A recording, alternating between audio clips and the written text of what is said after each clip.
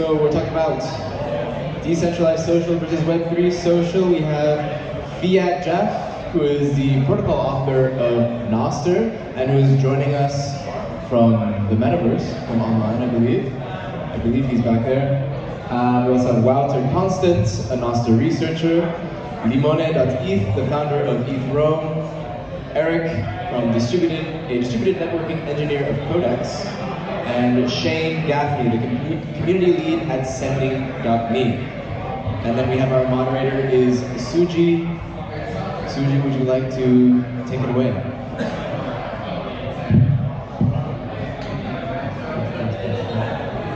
Hello. So, a little bit background. This morning, we have Lens Creator, right, standing. And later on, after this panel, we're going to have Wouter, who's I think, a very respectful guy in crypto. I respect him right after Satoshi. And also another very respectful creator, Fiatjaf, who created the Nostr protocol, which you might heard is donated by Jeff Dossey and many Bitcoin Core people. It's very interesting. And we have his friend Nostr, who are on the more decentralized perspective, don't need VC, we want to just ride along. And then the rest of you guys may have some VC helping you. I know Sending have raised 20 million from VC. Limone, I don't know whether you're raising it, I don't know. Yeah, but you're from the ETHRome community and also from the Fiatjaf community, right? And also Eric, I think you guys raised before from VC. And we probably have more VC coming in. So it's a big question, because we start from Bitcoin more than 10 years ago. It's almost 16 years ago. And then things like Nostr and Bitcoin people coming back reminds us there's something not so good in the industry, but we probably also need money from VCs and creators. So this is a big concept, and I will just leave you guys to debate. But heads up, no commercial. So if you want to throw out spicy opinion, just go ahead. Yeah, please. And let's start from Kelsey. Yeah. All right. Thank you everybody for joining.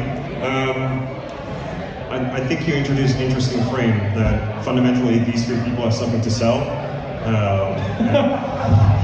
and currently I don't. So the reason I'm here is I'm writing a book about Nostr, but it's not done yet, so I don't have anything to sell on that front. Yeah, so I think I've been thinking about this issue. Is we're working with Nostr, and let me introduce Nostr very quickly for those who don't know. Nostr is a very simple concept. So the only thing that it introduces is the use of asymmetric cryptography, so that your public-private keys that get you tamper-proofing, right? So now your messages are tamper-proofed. And the second thing is a standard in formatting. It's just a simple JSON. It's okay, this is the ID, and this is the content, and there's some other metadata stuff. The whole point of it is that it's standardized. And then the third thing is a simple standard in terms of communication between computers, right? So this is more on the protocol side. And the whole point behind Nostr is basically Are we going to live? Are we going to die? Is it my mic? No, it's not my mic. Okay, then I'm going to continue. So the basic thesis behind Nostr is that we only actually need these three things to introduce a new paradigm in terms of how we work on the internet, on the web, basically. So it started out as implementing basically something like Twitter, or what you could call microblogging, and from there things are picking up, and we're kind of rebuilding the entire web just based on these three primitives. So that's using your public-private key, putting your stuff into a standard format, and just sending it anywhere. Those anywhere things is what we're calling relays. And this comes back to where Nostr stands for nodes and other stuff transmitted by relays. So the nodes and other stuff is basically whatever can be sent or being transmitted by relays, and those are also whatever. So it's whatever transmitted by whatever. And the whole point here is that based on those primitives, we can start building off. And I think there is a big distinction with what Web3 is doing, but perhaps we're going to get into that later and first hear you guys out. So what was the actual question? Sorry, just an introduction. Yeah. What's the difference? Because like, in the eyes of my grandma, you guys are doing the same. Like, communication network, and some on Bitcoin, some not. Some like EVM, some other chain. So what's the same? What is Web3? Or what is the thing? What is the thing? What are we building? So my name is Eric. I'm from Codex. and I know you guys are doing censorship resistant. Yeah, so we're building a data storage network, effectively. That's the core focus is on data durability, censorship resistance, and privacy. Can you hear me? There we go. Good. So yeah, we're building basically durable storage. It's one of the sort of unsolved problems still. I mean, there are some players in the space, but no one's really kind of gotten the traction. So we're here to solve that problem.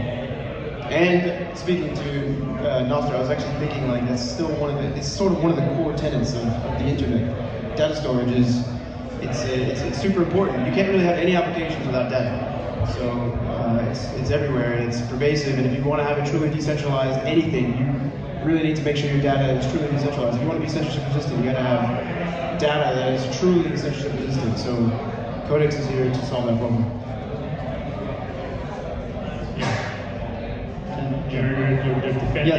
Yes. So I'm Limone from ETHRome. I'm not selling anything here because I'm not working for Forecaster. I'm building on Forecaster. So I'm a software engineer, hacker, been around the Web3 space for more than 2 years now, participating in 15 hackathons. So I've been watching closely the decentralized social space in Web3 especially, and trying to understand what would be cool to build there.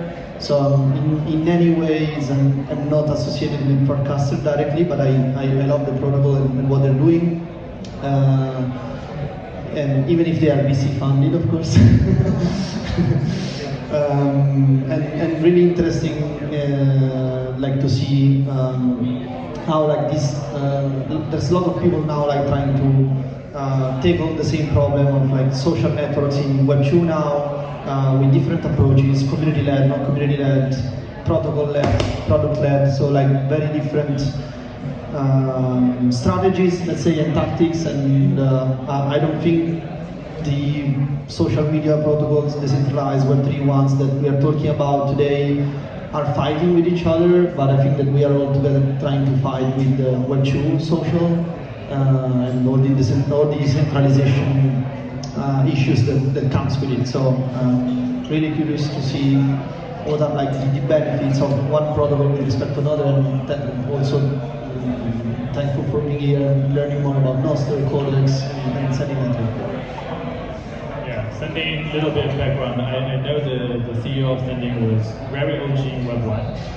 Because if you're from Asia, the Dolphin browser was, I think, around after the .com bubble. It was around 2000-ish, right? Around the launch of Google Chrome. Yes. It was a Chinese Google Chrome around that time, and he founded and acquired by a successful business. And now he's back in again in the decentralized web. Why? Because I don't know, I asked the founder why. You can't just lay down there and buy some Bitcoin, it's easier. Yeah. So I suppose for the why, I'm not too sure, I don't know the exact why from him directly, but what I can say is, what I believe is why it is during the, let's say, the time when he did have Dolphin browser was removed from the Play Store. It was removed from Play Store? Yeah, it was removed from the Google Play Store. And they were, of course, a direct competitor with Google Chrome. So it's number 2, number 3 browser in China, right? Yeah, there was, I believe there was 200 million users on Dolphin browser at its peak. So obviously they were removed from the Play Store. So I suppose that drove towards decentralization. we're a centralized entity cannot just decide that we don't want you here, so adios, say goodbye. And I suppose off the back of that, then they start to look into what they can actually do within this space, and I suppose where they fit in. And I suppose that's where Sending Me comes in. Sending Me is all-in-one messenger. That comes down to socializing, sending messages, whether that's private messages to your friends, similar to that Discord. Can I send Bitcoin on Sending Me? Sorry? Can I send Bitcoin on Sending Me? We can. You can trade on Sending Me as well, so you can transfer it. Also Ethereum. Yeah, Ethereum. Okay, great. You support both. Great. Exactly. We support everything Web3. That's the whole point. That's what we like to say and call ourselves the all-in-one, because we do a bit of everything, right? We have the trading there, we have the chatting there, and then as well as that, you can make payments. And then we have, I suppose, a few fun features as well. We have the likes of token-gated communities for creators, and we have a feature called Money Run, which we're utilizing upstairs today, where people can click the money gun, and basically it just gives you USDT for free. So you can use it, creators can use it, and it's a good way to incentivize communities. I believe. You guys are really practical. I think you're the only one I heard this whole day that support both Bitcoin and Ethereum, and that's the true feedback. So I'm not sure whether Fiatjaf can hear in the background. If you can hear, you can say test, maybe test.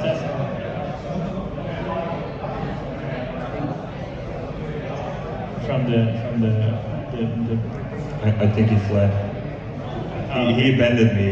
He figured I can do it alone, I guess. Okay, sure. So how do you feel about working something without funding? How do you feel like, because as I know there's OpenStack Foundation from Joe Dawson. Yeah, so but I also know he got fired by Twitter. So he still got a lot of money in sort of Square. Yeah, so how does that feel? Because I raised money from VC, not really a lot, but I always feel like, what if I didn't raise anything? And maybe mass can be as today, because honestly, most of our supporter was from the community, not VCs. But I always ask, what if we run out of money that time? What do you feel? Well, personally, I'm not a developer, but it is true that at some point, so I think Nostr itself was thought up in 2019. People tinkered with it. It got picked up, I think, a little bit more in 2022. And I think it was at the beginning of 2023 that Jack Dorsey found it. 4 years, no funding, right? 4 years of no funding. Yeah. But there was a protocol, there was an idea, and I think there was a Telegram group and a couple of guys. So I think things have picked up mostly in the last year, and that's largely due to, I think, Jack Dorsey, who initially just sent Fiatjaf some Bitcoin with no strings attached, and later on, I think it's a little more structured in the process of doing it via OpenSet, which is a charity foundation. So, look, initially it got adopted or embraced by a lot of Bitcoiners, and I don't think that, well, on the one hand, I guess a lot of those people don't have a lot of financial pressure to perform and make money with something for a large share. And I think the other part is just the ethos, that what you're actually building you don't expect to make money on, or not necessarily initially make money on, because you're initially at least building public infrastructure, and then maybe later you can start to make money with your app. So hopefully there are a couple of guys that are incentivized to do it by that way. Maybe they are inspired and see ways in which they can make money, because ultimately that's the viable way of growing things if they're actually economically viable. But for bootstrapping, it's just an inspiration and love, which we Bitcoiners have. So yeah. Well, I support Ethereum. Well, Nostr support Ethereum. Well, Nostr. Well, it's a strange question, because it's like it has nothing to do with each other. You can make something that supports Ethereum using Nostr, right? It's like the two don't really have anything to do with each other, other than that they both use public-private keys, and they happen to use like the same signature scheme. Because that's just what Fiatjaf borrowed to build the thing. But I mean, you could implement Visa payments on Nostr, or you could implement Bitcoin payments. It's like it has nothing to do with each other. So. I have actually a question for the guys. What is it that you actually think that needs to be solved? What is the core fundamental problem? And how do you think you're going to address it? Because to start with, it, you're with like decentralized storage or censorship resistant storage. Yeah. I mean the internet is already censorship resistant, and you can have a server somewhere. What specifically are you? Why is that a problem first, and how are you tackling it? Well, I guess since we're here talking about like Web3 social stuff, if you wanted to have any kind of that's sort of an application layer in my opinion, right? So if you want to have some sort of, let's just say there's like social media posts, and you need to have, this is your public forum, and you put an unsavory opinion on the public forum, and someone who's in political favor at the time does not care for that opinion, they can decide to censor you. So if your data is on any kind of centralized data storage, then they can just they can cut you off pretty easily. There can be no weak link in that decentralization story. If someone really wants to censor you, they can. And if you look at like Tornado Cash, for example, the only thing they couldn't take down are the contracts. So, but everything else got taken down. Their domain name, their servers, they're not there, the Amazon, they all got taken down. So if you want to have Web3 social, and you actually want to make it fully censorship resistant, you need to have censorship resistant storage, data storage. Okay, and how specifically are you proposing to undermine government intervention? Because I guess that's your pitch. Yeah, I mean we're about data durability, right? It's not like censorship resistance is a byproduct of that, but we're about making data durable and completely decentralized. So we're not like trying to take down governments or overthrow governments, but we think data is sort of a right of people, right? So if you want to store your Google photo, instead of Google Drive photos or Google Photos or whatever, if you want to have your own personal storage, you don't want people snooping on it, selling your data to other people, you need to have some private storage. That's sort of one use case, but that's not really our target. We're thinking more of like targeting like L2 data, so like roll-up data, for example. So currently it's all stored in blobs, goes to L1, and it's quite expensive in that case. So for us, we can make it a lot cheaper for L2s, but for the application side of things, censorship resistance is something that we can help them achieve. So you could basically once you distribute the data on the network, it's picked up by all the storage nodes and distributed, and then they have to store it for a set amount of time that they've agreed to. The data is erasure coded, so several nodes can fail. There's data repair, so basically if several nodes fail, or a node completely goes down and they lose their slot, someone else can pick it up and fill it again. So pretty much, it's guaranteeing that your data is going to be there. You can't ever say that your data is available. That's an impossible problem to solve. But you can say that you guarantee that someone's got your data. That's the durability property of it. Sorry, I just had one thing to what you just said. So obviously you're asking about the government aspect to it, right? So I suppose what you're focused on is obviously taking away from privatized companies, not the government specifically. It's about taking ownership away from the likes of Google or these giants who currently control the data. So it's not so much about taking it from the government. Yeah, that is let's say an aftermath or something that does just kind of follow through. But it's just all about taking it from the privatized companies who are selling your data, and not even the ones that aren't selling it. There's constantly breaches, and that data is out there. It's on the dark web. It's everywhere for purchase. So. Is that actually true? Is like if I'm going to some storage server, are they selling my data? I mean, as soon as it's actually encrypted there on their service, so how would they even know what to censor? And how do my thing here is that we want to take it away from private companies, and I guess you want to swap that for in some form of like some commons. So it would be swapped for the fact that it would come down to the user, so the user owns their own data. So if the user does actually want to sell the data or do anything along those lines, it's a choice. What does it mean to own your own data? You own it. It's in your. Yeah, I can buy a NAS, right? A storage server. I can put it in my closet. Now I own my own data. That I understand, but what is owning your own data in your perspective? So owning your own data is having control over where it goes. You don't have control over data. That's the problem. That's the problem with data. Data wants to be free, right? It's very hard to keep secrets, even if you want to keep secrets. So, and if the moment you publish it and it's out there, then it's out there, right? The internet doesn't forget. Of course, it forgets lots of things all the time, but fundamentally, it's like it doesn't forget. It can pop up somewhere else, anywhere. So, what does controlling your data mean? So I think constant, and this is also a question for all you guys, Limone and Fiatjaf. I'm not sure he's online or not, but you guys talking about great censorship versus data storage, decentralized data storage, but like I'm from China, right? So it's very easy to just suffocate some endpoint. Say like Apple is a good boy in China. Like, Google quit, but it doesn't matter, right? And just do this, like, oh, okay. So if a caster only have one client, major client, webcast, and probably another 2 sweet client. Blue Sky have major client, and the other 2 sweet small one. Mattstown probably 10 client.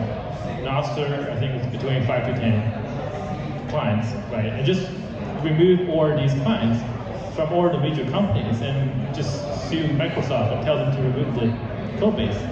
It's just like a 24-hour job for Chinese government, right?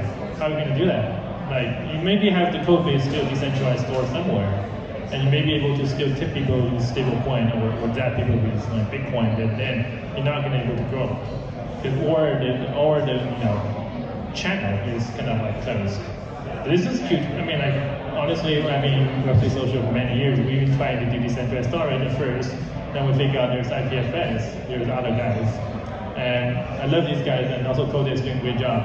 But then, what is the solution in case I just mentioned, right? And especially in that case, I think great job on the cast team, but in that case, it's more dangerous for them. Because Apple will listen to Chinese government in whatever way they want to. Nostr maybe survive a few more days. I'm not sure how long it will survive in that case, because we saw the mighty and the most OG miners in China. They're like true superpower. They're a true believer of Bitcoin. They got crashed down in 2021, just 30 days, and then moved outside. What are we gonna do? So, open question. Limone, your thoughts, and also Fiatjaf if you're online. Yeah, your thoughts. Like in my opinion, the solution is in accepting compromise and loose ends.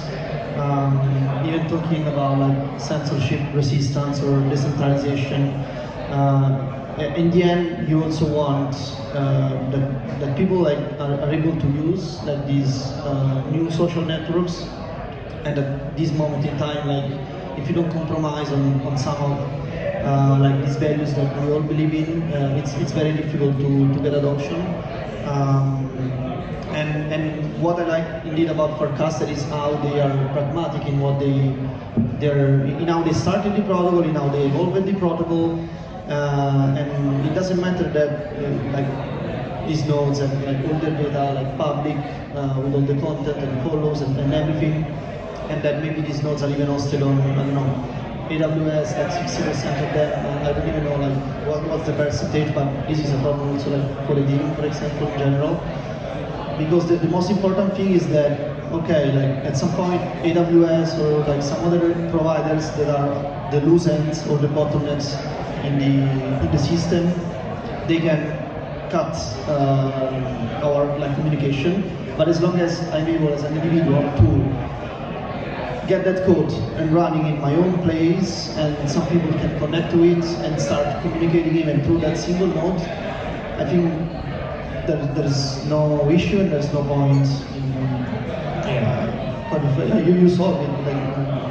I'm not sure whether Fiatjaf is here, because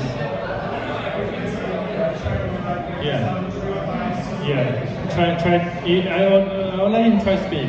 I know he's anonymous, right, which give more power in this case. Can you hear us? Okay. Can you hear me? Yes, we can. Yeah, so the problem is I have basically no idea what you're talking about. Was it about file storage or but the other is not very good. Fiatjaf, you have to articulate. But since I have no idea what you're talking about, I think I can say there is a problem with the idea of having a global state after networks of decentralized networks. And some people think that's important for a network, like an important feature for a network. But Nostr doesn't have that problem.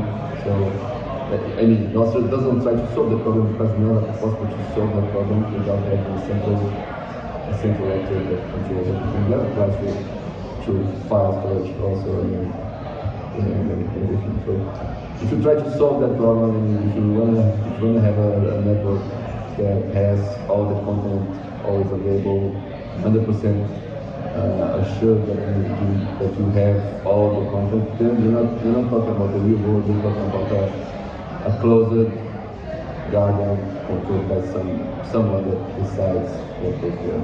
And that's the problem that Nostr avoids by being completely decentralized and not having an owner, not having a CEO, not having any company trying to make some profit from it. And yeah, that's what I want to say. Okay, so I'm not sure anybody got that. I did, so I can translate. Because he essentially said the same thing that I wanted to introduce. The thing is, so what you mentioned is like you're always hitting up trade-offs, right? And in regards to this problem of data durability, let's call it, Nostr doesn't make any promises, except for censorship resistance. But you know, the internet is already censorship resistant, so that's nothing new. Censorship resistance in this regard is nothing new. The problem is, and where this is what Fiatjaf mentioned, is that what you guys are trying to do fundamentally in Web3 in general is you are trying to create decentralized global state, right? So you want to introduce a global state, nice, coherent. That's one thing that he mentioned, is like it has to be 100%. You have to have everything. You need to know where everything is and where to find it. And that's very nice. Global state's very nice because it introduces a lot of things you can assume, then subsequently assume and make nice applications for users that are not confusing. But the thing here is like fundamentally, I don't believe you can solve that problem of decentralizing global state. The only viable option I think that we have right now of an example of doing that is Bitcoin. I won't go into that debate in regards to Ethereum. Just let's, for this discussion, assume that Ethereum actually does this. So that's where the issue is, and I think the reason why I asked the question as to what is the actual fundamental problem that needs to be solved, I don't think this is the problem. I think the problem is network effects, right? So we want to, currently, things work via these central platforms, like be it Facebook or Twitter, and the problem is that they've captured network effect within their ecosystems. I mean, everybody is using them, and I mean, like they have billions of users, so that's practically everyone.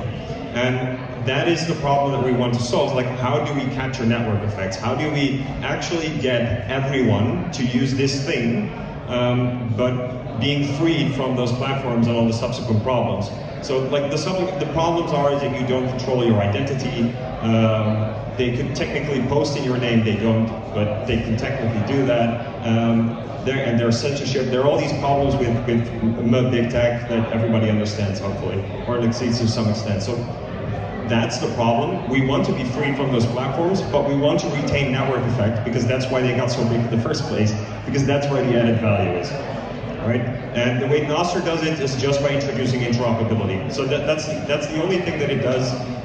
It says, okay, we can introduce interoperability just by using the same standard. There's no magic here. when Fiatjaf introduced Nostr, it was kind of silly in the sense that he was like,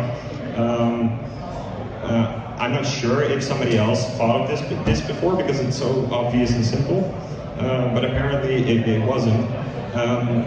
I guess there are a bunch of reasons as to why it only starts happening now, and it didn't happen like 20 years ago or 10 years ago. I guess some of the tech didn't exist as well. But I think fundamentally the paradigm shift that we're working towards is centered around the asymmetric cryptography. That's just it. It's like using keys. That's the basis of all these things.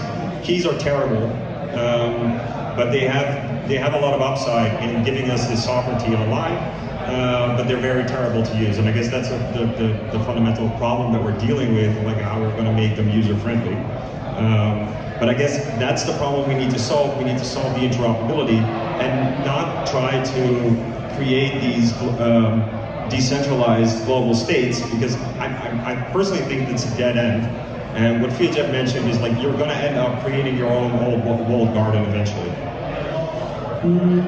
Like on this, I think Farcaster and Nostr are very similar in how they at least trying to solve the network effect problem, because Farcaster as well offers interoperability between clients. As you mentioned, like this decentralized global state that is based on Ethereum is accessible to all the people that want to build on top of your Farcaster identity, so you can move between different application clients and use your social graph in there. So you don't need to start from zero. Let's say that I'm using a Twitter-like Farcaster client, and then at some point I'd like to I download a TikTok-like client to consume video content. When I join that using my Farcaster account, I already have all my followings and followers, everything that I posted in the past, and this helps me already having a network in that other application. So in that sense, it's very similar.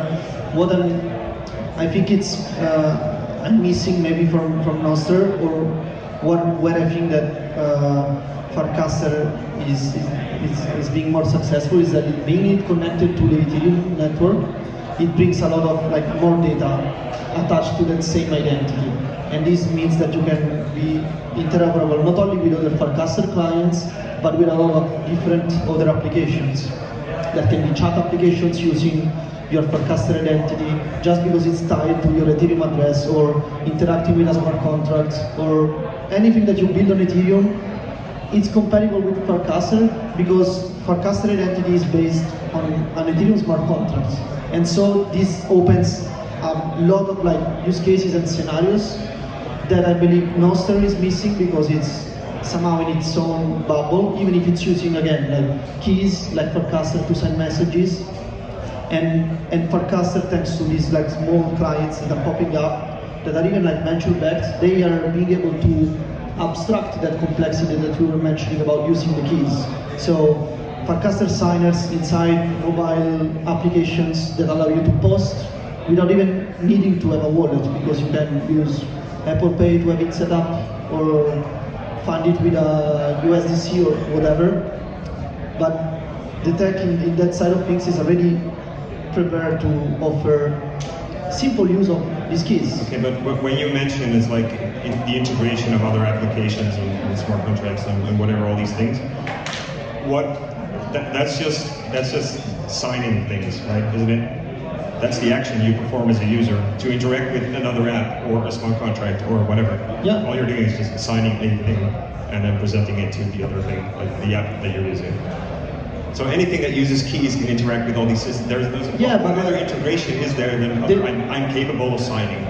Yeah, no, but the thing is that it's signing on stuff that you sign on Ethereum. You can connect that to your Farcaster identity, and to if I mint an NFT, send a payment to my friend, I can do it either like through the Farcaster identity, or like plug that NFT minting because it's connected to my same identity of Farcaster. So it's easy for me to, I don't know, create a profile page where starting from Farcaster handle and connecting just an Ethereum address and downloading everything that I did on chain. So it's like you're expanding the sandbox where you can play, because there's lots of people that are building on Farcaster, but there's a lot more people building on Ethereum. And so since Farcaster is tied to Ethereum, then you can tie to all the other builders in the Ethereum ecosystem, and that's where the network effect is working in Farcaster, because there's a lot of people building on Ethereum, and a lot of builders in the Farcaster community that are pulling like the state of the Ethereum, like the Debian, in the social network side of things. That's why a lot of like social fi applications popping up. So like my point to that would be is like, okay, I understand if you say like it's built on Ethereum, so we can piggyback on whatever is happening on Ethereum. But that only goes so far, right? At what point becomes it a negative, the fact that it's actually tied to Ethereum? And if you want to onboard a user, you have to also onboard them on Ethereum first before they can actually start using that thing. But if I can add, like you can create your. It's possible already. Like if you use WordCast, for example, it's the main client. You don't need a wallet. You don't need to know about Ethereum. You can use Apple Pay, and you have a Farcaster account. You send messages to the network, and you are already signing it, but you don't know that you're doing it. But that's from a user side. But from a developer side, I'm also now confronted with like all the Ethereum baggage. If I want to do something on this system, I'm forced to work within this Ethereum environment. Depends, because the other cool thing about Farcaster is that the only part that is living on chain on Ethereum is the identity layer. So there's a smart contract registry tying my Ethereum address to an ID and a unique username in the network. Then the rest, like content, follows, likes, interactions in the network, are all stored on a peer-to-peer network, always like synchronized.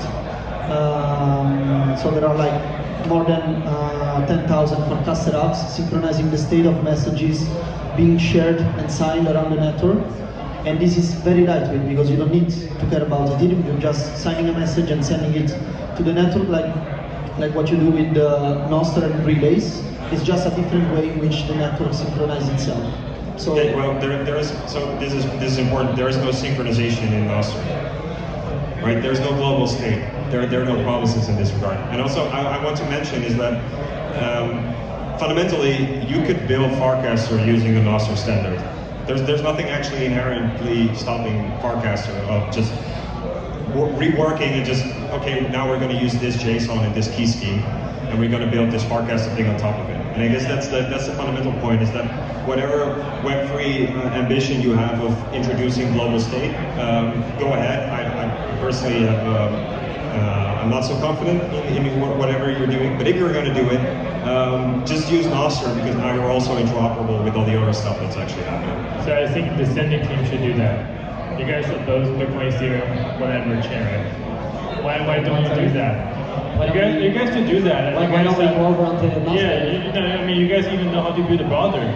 Because honestly, most of the app developer, they forget how to build a browser. Right? So you guys could do that. We reintroduce the browser and combine Nostr, Farcaster, whatever, and then integrate Codex, so censorship data system. Yeah, of course. Obviously, we're sending we got honestly good, so we're probably everybody on the stage in some regard, and we could most definitely do it. What was the second part of the question? I mean, back to the question, back to the original start of the web. Hang on. Why wouldn't we use Nostr? Rather, just give my own answers to that question.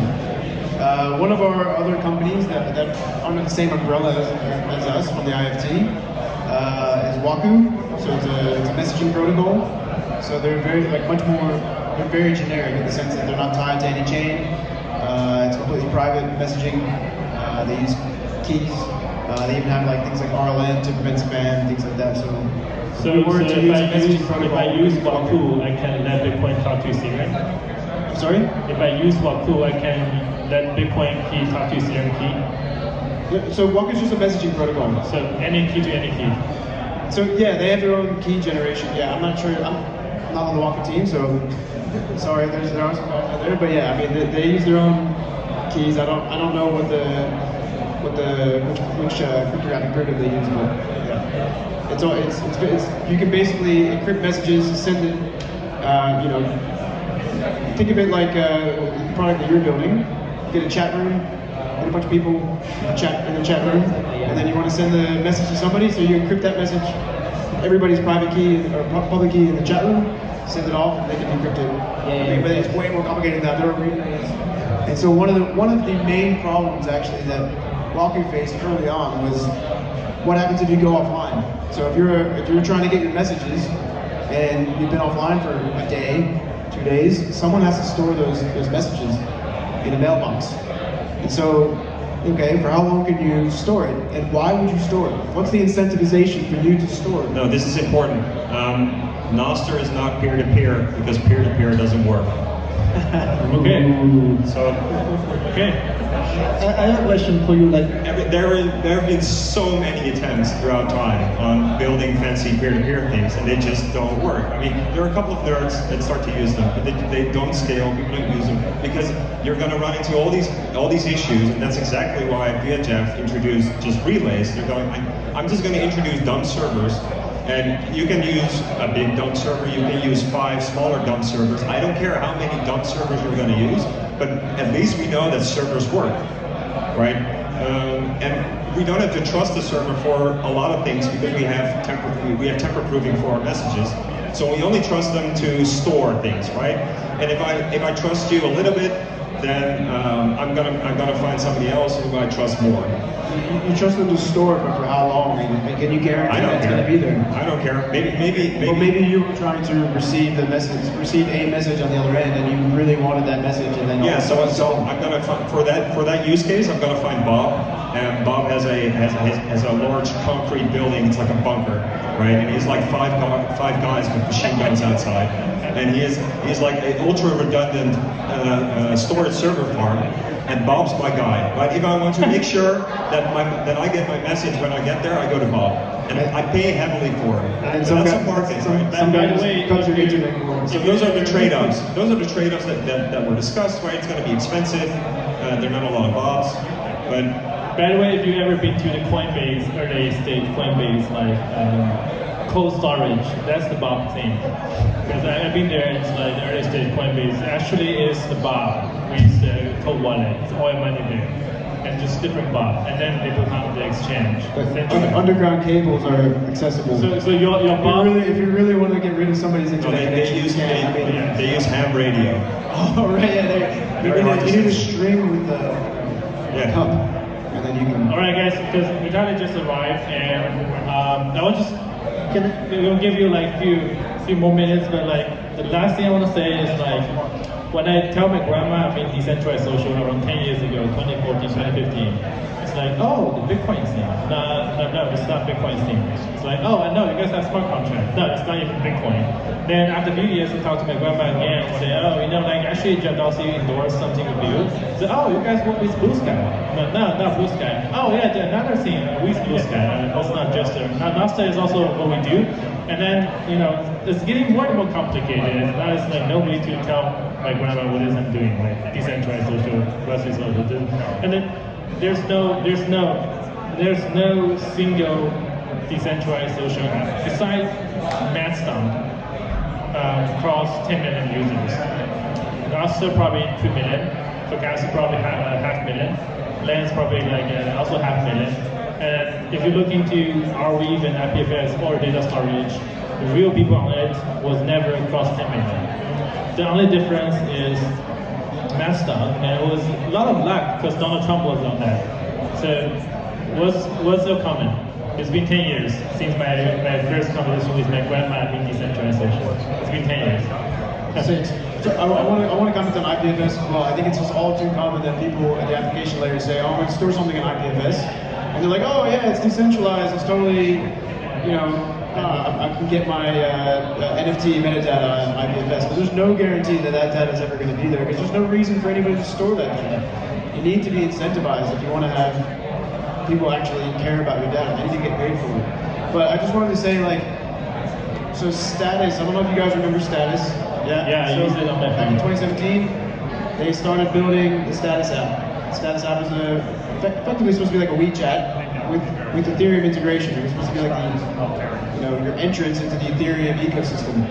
It's very similar to what you guys have built now, but they realized very quickly that nothing was decentralized. There was no infrastructure whatsoever. So they basically were like, they set out to solve that problem and spent a lot of money doing it. So now they've got Wouter, which is the messaging protocol. They're sort of building the pillars of Web3, the original vision of Web3. They got messaging protocol Wouter, Codex for storage. They've got consensus layer L1 coming up called Nomos. But yeah, I mean, pretty much they've set out to try to like build infrastructure. And I think to your earliest point, you're even asking questions about like bootstrapping and getting VC funding and all that. Infrastructure is not sexy. That's the problem. Nobody cares about it because it's not sexy. But everything that is sexy needs that infrastructure. So like, are you going to king shame here, or what? Oh yeah, don't get me started. But I see everybody building infrastructure and application, not applications. Sorry? I see everybody building infrastructure, a lot of infrastructure like tooling and all this kind of stuff, and no actual applications. Well, what do you mean by infrastructure? I think that's an overused term, unfortunately. But like I'm talking about core level stuff, like protocol level stuff, like the lowest level. Yeah. If you, like IPFS, for example, it's more of a content addressability network. It's less of a storage network. So that, in my opinion, isn't really infrastructure. Right? Because it's just what you can do is you can actually use Codex as the storage layer for IPFS to make it actually durable data. And then IPFS would be the application layer on top of that. That's not really, in my opinion, infrastructure. The lowest levels are the infrastructure layer. Yeah, I meant that before like actually caring about like building all the infrastructure that can power this stuff. I think starting with a like more low-key approach, building a simple application that we see people are using, and then maybe like Status did, building Wahoo after that. Yeah. So starting from a simple application for end users, and then eventually, if that works, if it's used, if it's not, understanding how to make it like more decentralized, open, and whatever. Otherwise, we will build like all this infrastructure, all these protocols that then we don't even know what to build with them. Yeah. Going off what you just said, I think the biggest problem that we have within, let's say, Web3 as a whole, not just the social media side, is, let's say, onboarding and getting people on board. I think a lot of the applications and the things that we use are very choppy. It's not very seamless, and I think that's something that obviously we need to focus on a lot more. So it's more focused on like the, let's say, accessibility, more focused on how well an application actually runs. I don't think, like we said earlier, I don't think centralization is the problem. I think it's the how the applications actually function is that's where it comes down to it. Like the decentralization of a peer-to-peer network, I believe, can work. I just think it needs a lot more work put into it, a lot more on the, let's say, the development side. Okay, that's important because I have to support that. I really think it's short to say it's not going to work. Yeah, you're going to get destroyed right now. Although I that's like no problem. it because it does push people to like innovate. Just because somebody says it's not going to work, you're like, yeah, that's fine. That's fine. So this ties into actually the last point that I wanted to make, where you say, well, we just need more development, and we'll finally get there. I think the biggest danger to a protocol that claims to be open is that it's ultimately going to be one party or one company that's actually going to implement the protocol. And that's what you see it in Matrix, you see it in Mastodon, you see it in a lot of places that ultimately, like how many browser engines do we actually have right now? I mean, we have Chrome, and there's Firefox, and I think maybe Opera still? Opera is not Chrome. Safari. Maybe it's not Chrome. So the problem is that if the protocol becomes more complex because you're going to have to solve for all these issues, it's going to be more of a headache for another party to actually start and implement it from scratch. They're not going to do it, right? You need a big company, a big corporation with a lot of people and a lot of scrum teams and like a coffee bar or whatever the fuck you're doing. You need all those things to actually create an implementation of this supposed open protocol. So it's only open in name, right? Chromium is only open in name. If you actually build something and Google decides, oh, we're going to do something different with Chrome, then you're fucked. There's nothing you can do, right? You're in the vast majority, you're getting forked away. You got delisted. You've got the listed from Google Play. Exactly. So complexity is your enemy, because complexity is only going to, it's going to heighten the odds that it's only going to be one party that's actually going to develop on this open protocol, and then it's only going to be open in name, because then they can do any arbitrary thing because you have no practical means to do anything against it. So I asked this question this morning to Stanley. He say 1. I'm going to ask again when the time comes. So from 1 to 10, give a score for the stage of decentralized, whatever social network. 1 to 10. What's your score? So where are we at right now? Yeah, 1 to 10. Okay, let me say 1, and the reason that I say 1 is that we're only starting right now at this paradigm shift of using public-private keys.